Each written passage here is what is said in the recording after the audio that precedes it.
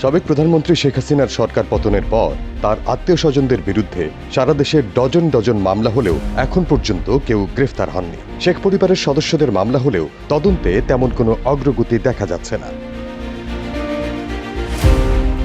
স্বৈরাচার শেখ হাসিনার দেশ ত্যাগের পর গত ১.৫ দশকের ক্ষমতাশালী আত্মীয় স্বজনরাও যেন হারিয়ে গেছেন। গুঞ্জন রয়েছে বেশিরভাগ স্বজন হাসিনার আগেই দেশ ছেড়েছেন, আবার অনেকে দেশেই গা ঢাকা দিয়েছেন।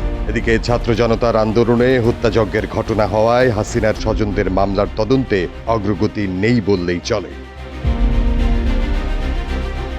কোটা সংস্কার থেকে হাসিনার পদত্যাগের এক দফা দাবির পরিপ্রেক্ষিতে রাজপথে নেমে আসা ছাত্র জনতার উপর আইনশৃঙ্খলা রক্ষাকারী বাহিনীর সদস্য এবং তৎকালীন আওয়ামী লীগ সরকার ও দলের নেতাকর্মীদের গুলিতে শত শত মানুষের প্রাণহানি হয়, আহত হয় ২০,০০০-এর বেশি মানুষ। প্রায় ১,০০০ মানুষ চিরতরে পঙ্গু হয়ে যায়, চোখ হারায় হাজার খানেক মানুষ।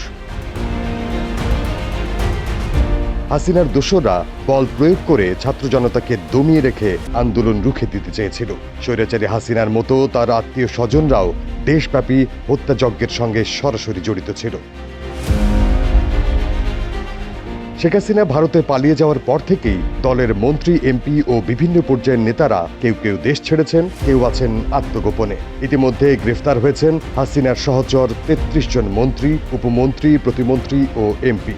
এছাড়া বিভিন্ন পর্যায়ে গ্রেফতারকৃত নেতাকর্মীদের সংখ্যা ১০০ পার হয়েছে বলে পুলিশ সদর দপ্তর সূত্রে জানা গেছে।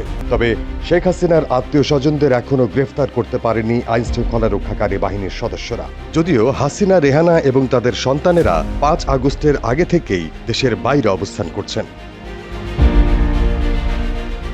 জানা গেছে, শেখ পরিবারের সদস্যদের মধ্যে যারা দেশে আত্মগোপনে আছেন তাদের অনেকেই গোপালগঞ্জ জেলায়, আবার অনেকেই রাজধানী ঢাকায় অবস্থান করছেন।